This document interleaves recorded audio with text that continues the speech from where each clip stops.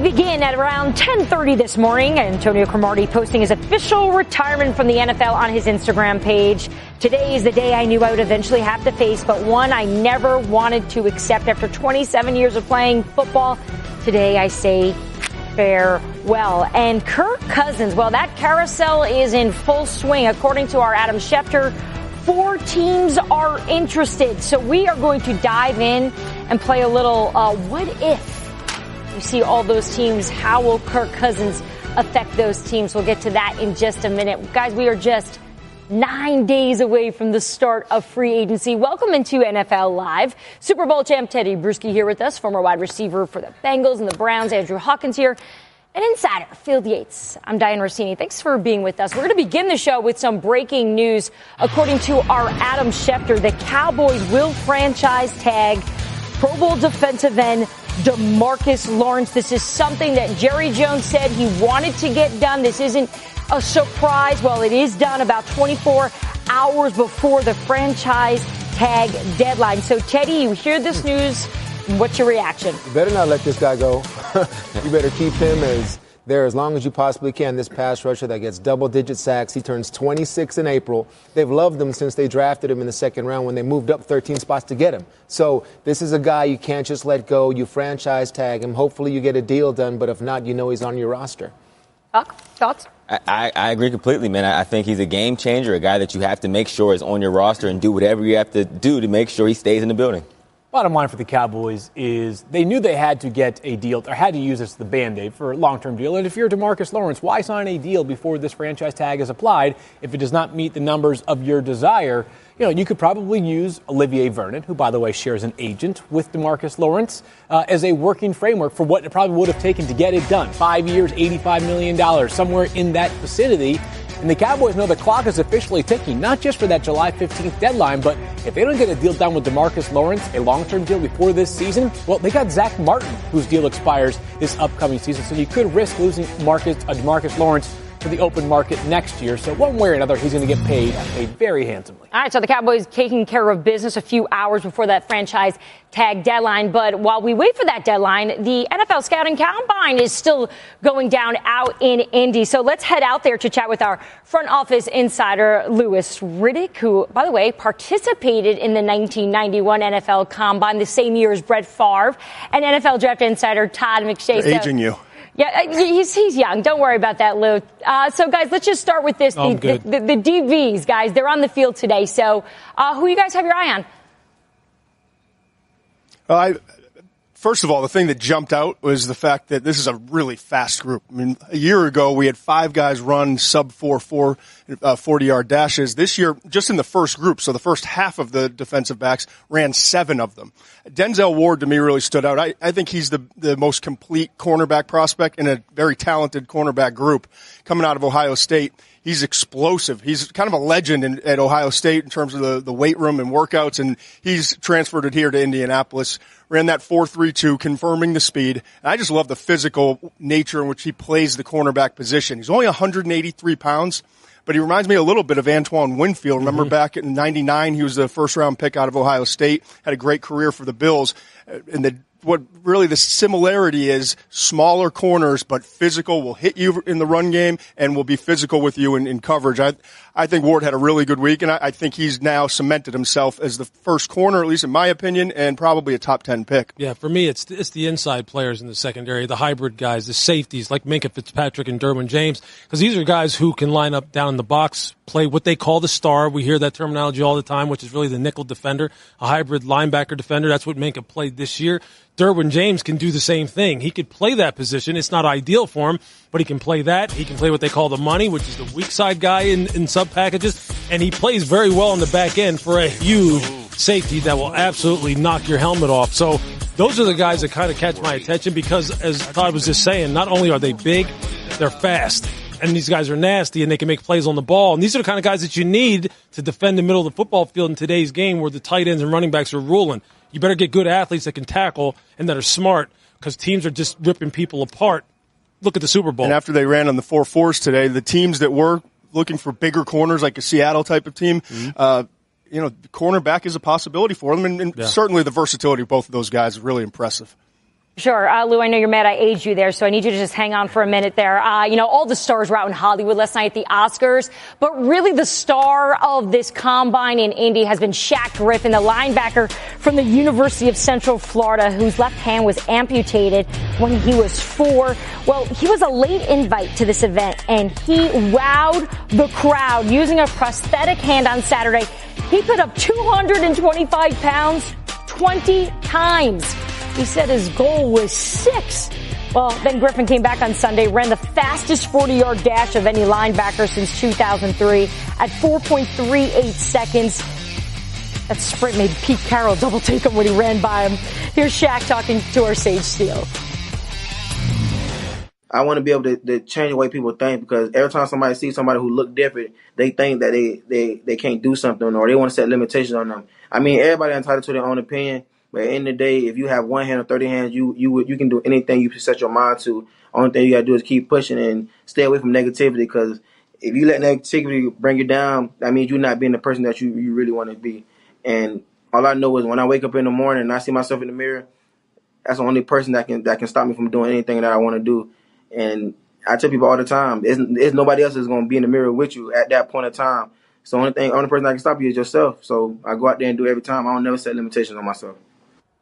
Definitely one of the best stories this weekend, without a doubt. No doubt about it. But how about this? Not only did he have the fastest 40 time among all linebackers, but it wasn't even close. Griffin's time of 4.38 seconds was more than a tenth of a second faster than any other linebacker. So let's go back out to Lou here. Guys, how do you expect his skills to translate into the NFL after that performance? Yeah, I think he translates very well, quite honestly, as long as you put him in positions to succeed. Look, first and foremost, he's going to be a dynamic special teams player, because special teams is predicated on want to, number 1, and speed, number 2, and toughness, number 3. He has all 3 of those things. That's what special teams is. It's about, 4 or 5 seconds of mayhem, and he'll bring plenty of that. Okay, he'll bring plenty of that. On defense, you're going to want to keep him on the edges.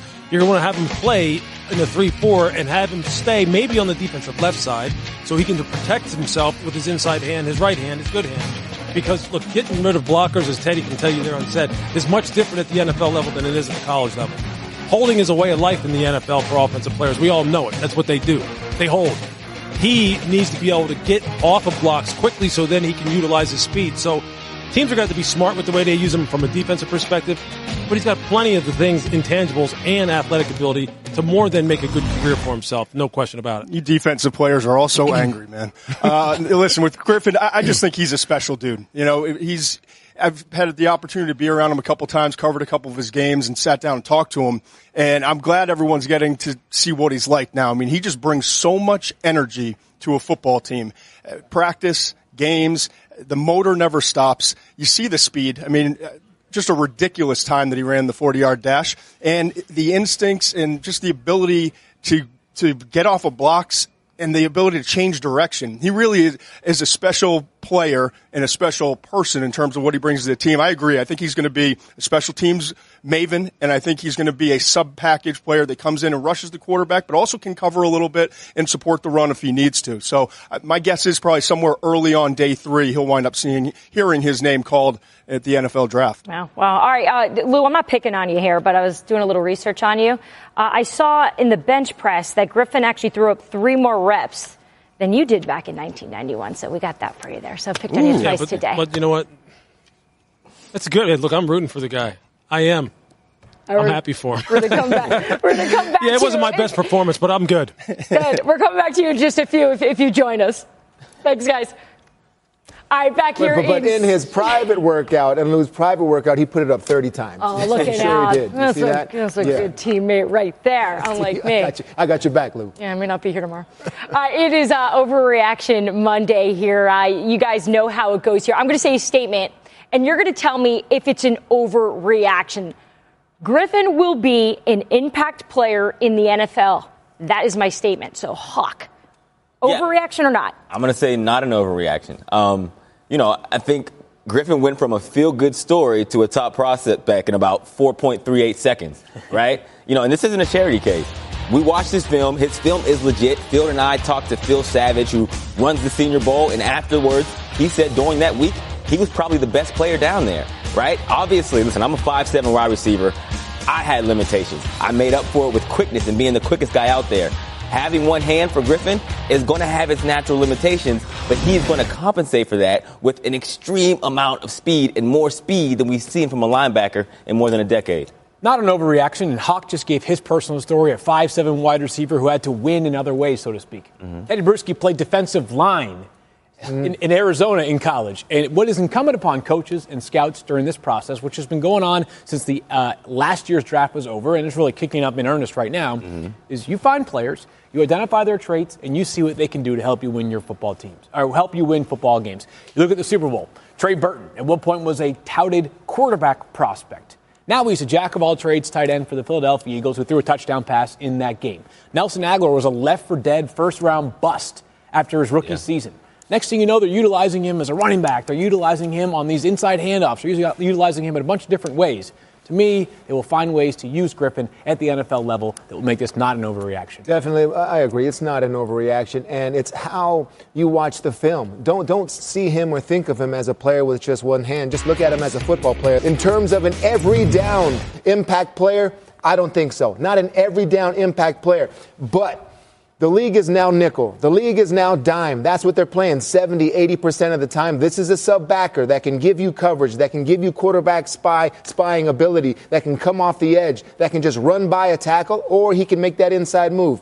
He's not going to do certain things that other players do. He's not going to do speed to power. There is some limitations with only having one hand. However, he makes up for it. He uses the speed. He uses spin moves, uses head fakes, things like that. He's going to be a player in this league. Yeah, certainly. I think we can all say everyone on this desk is rooting for him in much of the NFL. Yes. So he stole the show there. We're going to have more cliff notes coming up from the Combine next, but so much buzz about Saquon Barkley, guys, as well. We're going to dive into that coming up. Also looming, we've got the franchise tag deadline tomorrow. We mentioned that earlier in the show here, and only 2 guys have been tagged since the window opened almost 2 weeks ago. Actually, make that 3, including DeMarcus Lawrence right there. So the Dolphins, of course, they're the first team to use the franchise tag. Receiver Jarvis Landry should be the first one to accept it, too. For Adam Schefter, Landry will be signing the 1-year offer. Once signed, Landry will be under contract for the 2018 season. His salary is in the $16.5 million